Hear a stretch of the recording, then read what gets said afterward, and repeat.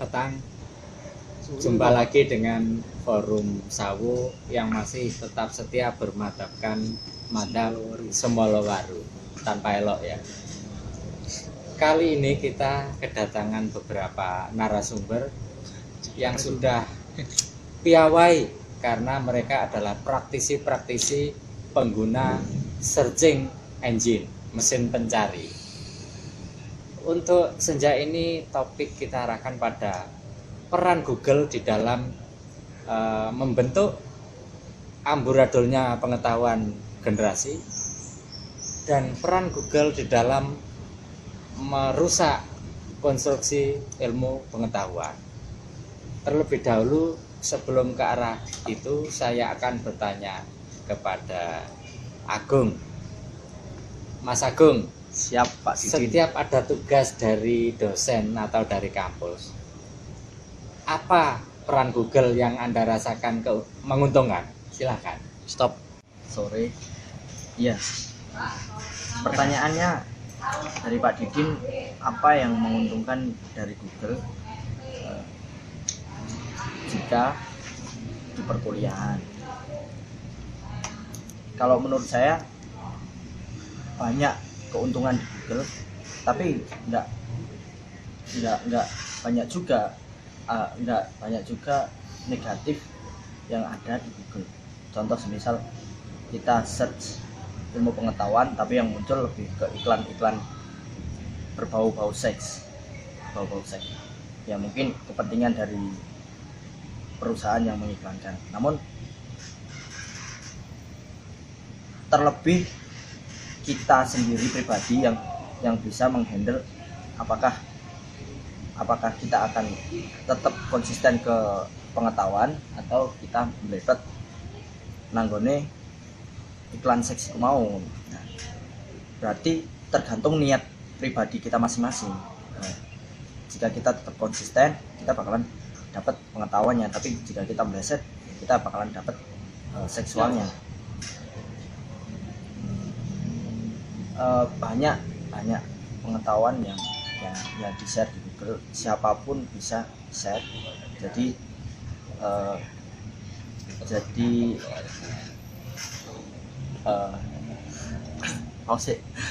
boleh chaos.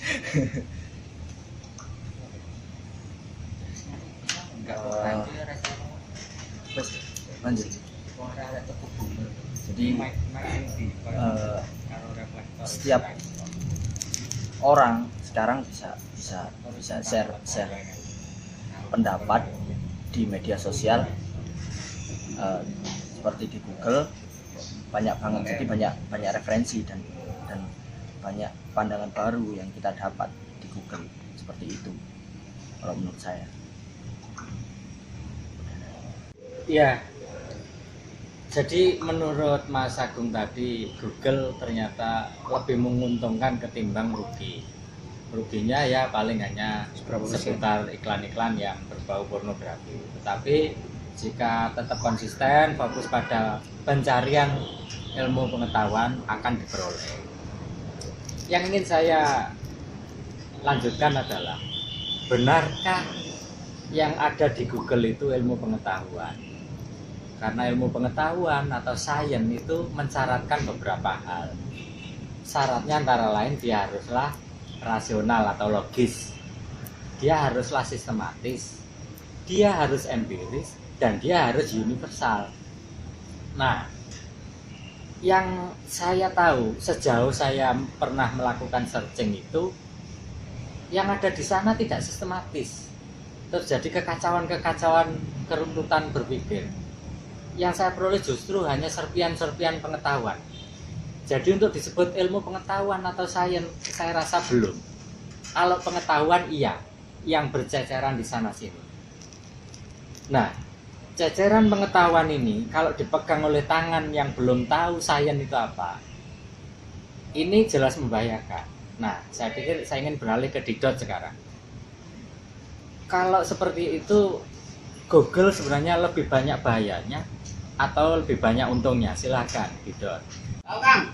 Ya, selamat sore ya menjelang malam.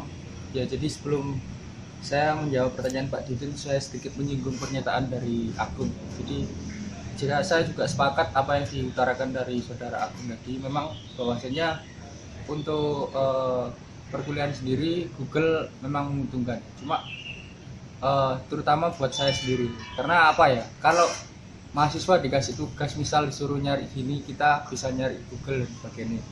Bisa jadi cuma hanya kopas. Cuma ya itu tadi emang kita harus fokus pada titik tertentu agar ilmu yang kita cari di bangku perkuliahan itu bisa nyampe ke kita. Jadi pertanyaan Pak Didin tadi seberapa berbahayanya ya Google. Jadi kalau dibilang berbahaya sih berapa persen ya? Cuma ya nggak tahu berapa persen. Cuma seharusnya di pihak Google sendiri lebih apa ya? Namanya bisa menyaring gitu loh, nggak semua apa yang dituangkan di Google itu bisa diterima. Maksudnya emang benar pengetahuan tapi harusnya disaring dulu yang mana yang salah dan mana yang benar gitu, harusnya disaring seperti itu Pak, mungkin Pak. Baik, kalau itu yang dikatakan oleh Didot, saya berlanjut lagi sekarang. Generasi muda seringkali mau enaknya, mau gampangnya, mau instannya. Pendek kata generasi itu bolehlah disebut sebagai generasi to the point. Ibaratnya kalau bisa ya sebagai konsumen saja atau sebagai user saja. Generasi yang to the point, yang langsung pada tujuan dan serba instan semacam ini, maka meniscayakan generasi semacam ini akan menjauhi proses. Dia membenci kebertele-telean daripada ilmu pengetahuan atau sains. Kalau bisa langsung ke sinopsisnya, ke rangkumannya, ke resumnya, kenapa harus beranalisis? Kenapa harus ada pendahuluan? Kenapa harus ada asbabiyah atau asal-usul atau epistemologi dari pengetahuan? Ini yang saya maksud betapa berbahayanya serpian-serpian pengetahuan yang berceceran ada di Google itu. Cilakanya lagi, teknologi copy paste hari ini menjadi semacam sistem pembodohan yang masif. Sehingga ketika ada tugas, kalau bisa copy paste, kenapa harus beranalisis? Kenapa harus susah payah? Toh tujuannya adalah pada rangkuman atau to the point tadi. Jika demikian, maka ke depan nanti tongkat estafet kepemimpinan bangsa ini akan beralih pada generasi hari ini, generasi Google tadi. Saya beralih ke Solikin. Kalau generasi Google semacam ini yang mimpin bangsa nanti, kira-kira akan seperti apa? Silakan. Oke, selamat petang. Menanggapi dari pendapat Pak Didin tentang Google. Kalau generasi sekarang, generasi Google loh, mungkin negara ini yo bisa dikatakan amburadul. Karena gini, di Google itu kan semua ada, serba instan. Pemakainya pun juga gampang untuk mengaksesnya. Nah, tapi tidak tahu tentang prosesnya itu bagaimana. Nah, kalau itu dijadikan pemimpin negeri ini, ya bisa kacau lah. Karena semua itu serba instan tanpa proses. Kira-kira begitu. Ya, memimpin negara atau memimpin bangsa Nusantara yang sedemikian besar ini tentu ada berjuta-juta persoalan yang menyertai keberlangsungan bangsa tersebut. Setiap persoalan itu harus di-mapping, dipetakan. Akar penyebabnya di mana, penyebab lanjutannya di mana. Lalu kemudian dianalisis. Setelah dianalisis baru keluar solusi-solusi. Bagaimana mungkin pemetaan, penganalisisan bisa berujung pada solusi apabila generasinya yang sudah mewarisi tongkat estafet kepemimpinan itu sejak dini sudah dibiasakan malas berproses, maunya langsung jadi. Saya khawatir ada juga semacam copy paste nanti, sehingga apa-apa kalau ada teori yang dianggap di Barat baik karena bisa menyelesaikan persoalan di Barat, dianggap pula baik di Nusantara. Akhirnya copy paste saja. Jadi program di Barat copy paste diterapkan di Nusantara. Padahal situasi lokalistik berbeda. Setiap wilayah punya karakter, punya persoalan, punya cara pemecahan yang juga berbeda-beda. Nah, tentu saja ini akan membahayakan bagi kelangsungan bangsa tersebut. Di satu pihak, saya beralih ke pihak lain sekarang. Barangkali Mas Nanda nanti bisa memberikan narasi. Generasi muda per individu. Kalau setiap individu itu punya kenyamanan psikis bahwa dia telah memegang gadget yang di dalam gadget itu ada Google. Ada kecenderungan karena di tangannya sudah ada Google, ada gadget, maka dia akan nyaman, secara psikis dia nyaman. Dia tidak perlu lagi butuh rekan untuk diskusi, dia tidak perlu lagi butuh literatur, karena toh semua ada di tangannya. Kapanpun ada persoalan, dia tinggal membuka Google-nya. Kenapa? Karena dia merasa di dalam dirinya ketempatan atau memiliki alat pengetahuan. Saya ulangi, alat pengetahuan. Jadi sejatinya gadget atau Google ini sekedar alat pengetahuan, bukan pengetahuan itu sendiri. Nah, menanggapi generasi yang nyaman psikisnya karena dia memiliki gadget atau Google semacam ini, bagaimana Mas Nanda? Saya kira semua permasalahan itu tergantung kesadaran. Untuk memecahkan sesuatu itu memang benar harus melalui proses-proses, atau bahkan kalau saya sendiri untuk menyelesaikan satu masalah itu harus tahu histori secara rincinya, artinya bagaimana ini bisa terjadi, mulai kapan. Nah, itu salah satu berproses, dan itu yang saat ini mulai hilang, apalagi ditambah Google yang semakin memudahkan untuk itu tadi, to the point itu tadi Pak ya. Lalu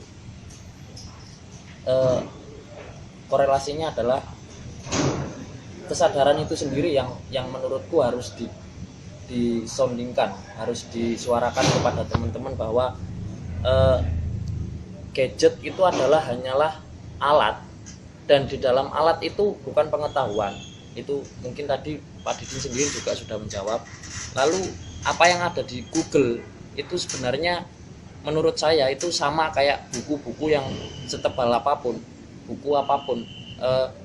Artinya itu hanyalah sebuah nilai tawar kepada kita pembaca atau kita sebagai yang melakukan pemecahan solusi terhadap suatu masalah.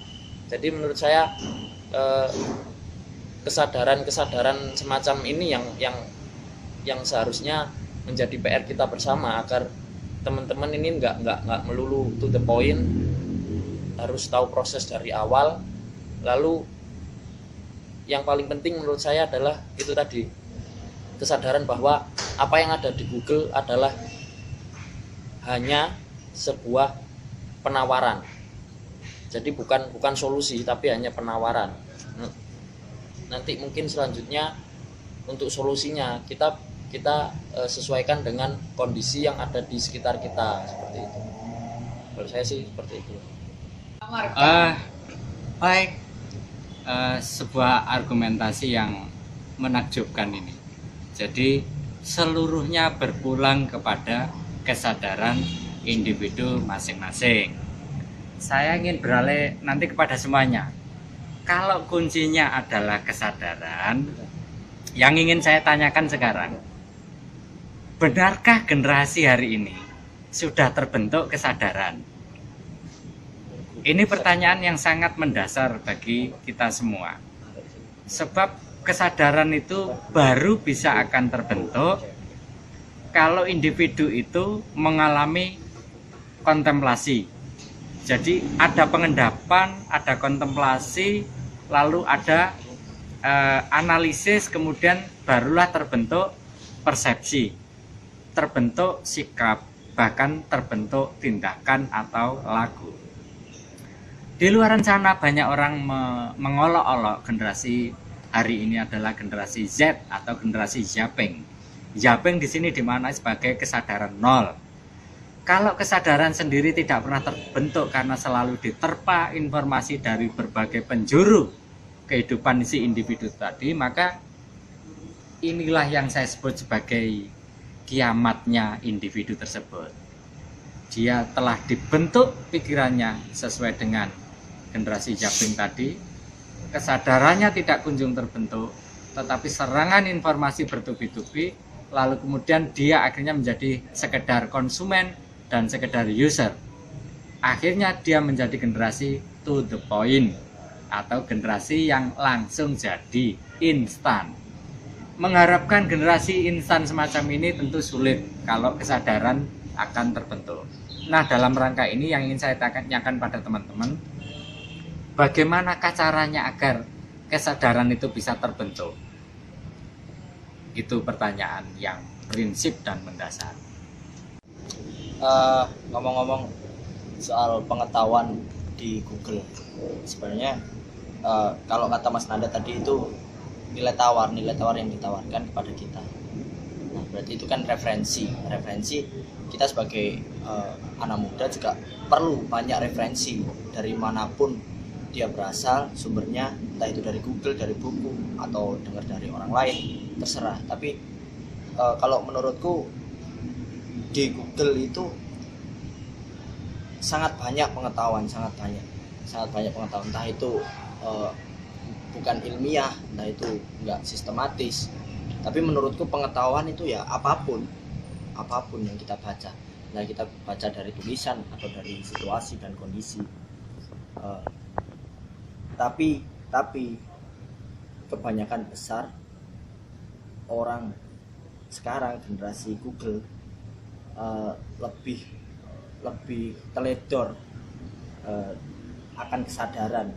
Dia merasa pengetahuannya sudah cukup, pendidikannya sudah matang, akhirnya kesadaran yang dia punya itu terlupakan. Jadi, tapi kalau menurutku wajar. Misalnya kita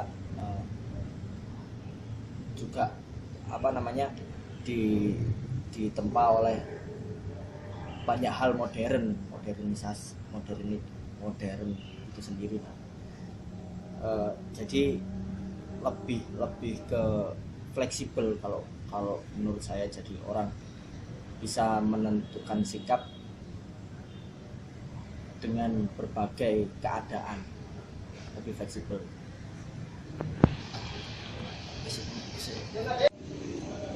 Jadi pertanyaannya adalah bagaimana kita membentuk satu kesadaran, sedangkan informasi yang menerpa diri kita itu terlalu banyak. Saya rasa itu adalah salah satu kunci kalau menurutku sendiri dan menurut pengalaman ya, sesuai empiris. Jadi mungkin step awal yang bisa kita lakukan atau yang sudah saya lakukan seperti pengalaman saya itu adalah dengan meminimalisir sedikit mungkin untuk kita teriming-iming oleh banyak hal yang di luar sana. Dalam artian ketika kita belajar satu buku, misalkan itu tentang Marxis gitu, ya kita konsentrasi soal itu dulu sampai kita menemukan kesadaran apa yang ditawarkan oleh Marxis itu sendiri. Lalu kita baru pindah ke pilihan yang lain. Nah, yang terjadi hari ini kan karena terlalu banyaknya informasi sehingga kita menelan semua informasi itu, sehingga kebingungan untuk kita menemukan kesadaran ini semakin sedikit gitu. Karena terlalu banyaknya apa yang kita pikirkan atau yang kita konsentrasikan. Jadi kalau menurutku sendiri ya itu sih kayak meminimalisir pilihan yang ada sih, sehingga kita konsen satu, kalau udah paham baru pindah yang lain. Kalau aku sih seperti itu. Ya, menanggapi pernyataan Mbak Didin tadi, memang bagaimana kita khususnya sendiri untuk menumbuhkan rasa kesadaran.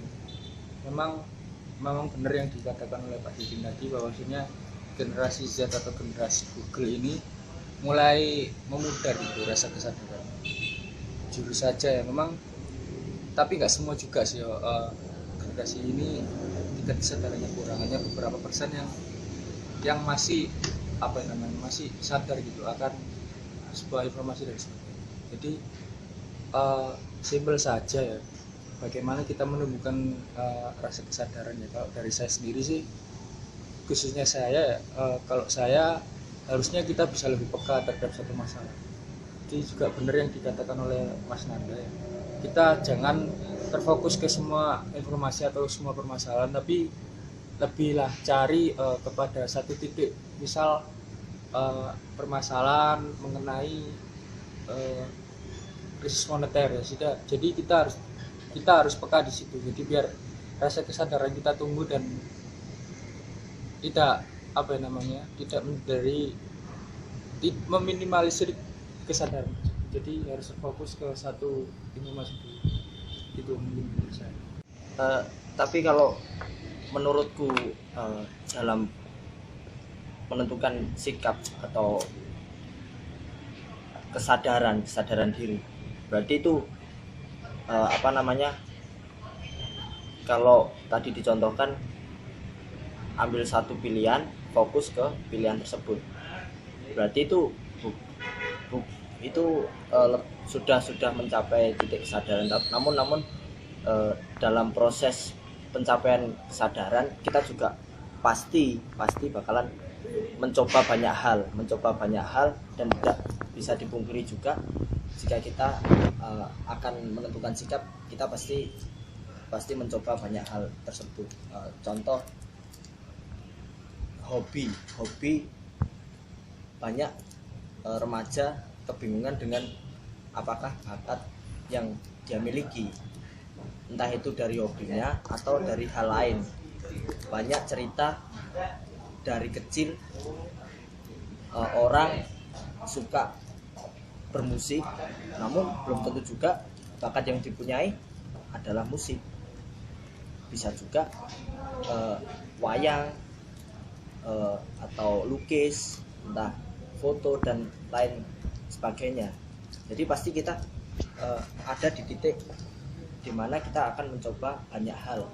Jadi banyak referensi itu perlu, dan banyak mencoba itu juga perlu. Kalau kita sudah menemukan satu hal,